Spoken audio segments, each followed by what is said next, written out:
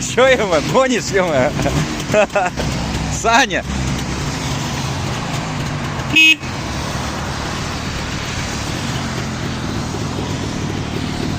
Работает так, как будто Магомаев поет.